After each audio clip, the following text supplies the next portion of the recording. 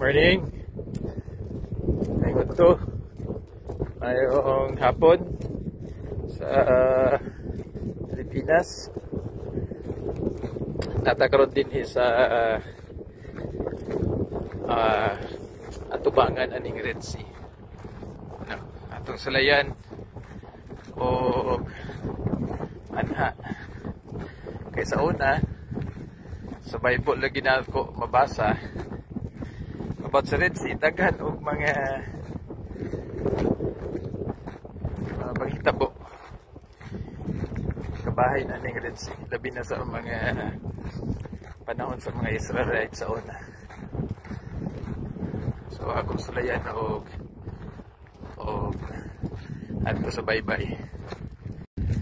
Currently kanisang opposition ang atubangan ani sa pikas tabok ani is ang dito nga side, other side is actually Egypt.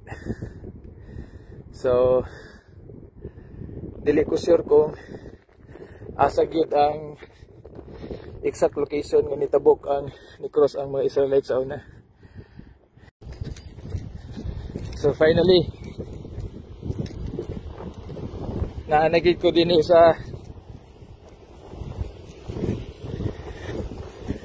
Red Sea. Ako na gyud mahikapan ang tubig sa Red Sea. Wow! This Red Sea. Whew. Lamion ta maligo pero bawal man. Whew. Finally. Nakahikap ra gyud kog tubig sa Red Sea. Wow! Wow! At least fulfill gid nako ang usa sa mga nabasa sa Bible nga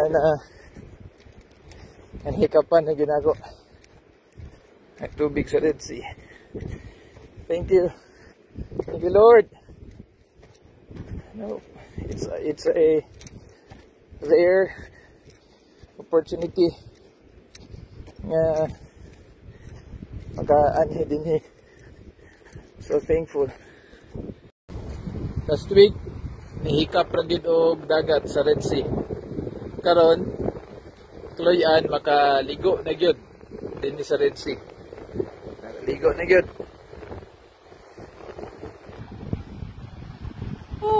Kaligo na gyud. Wow! At last kaligo ra gyud og Red Sea. Good.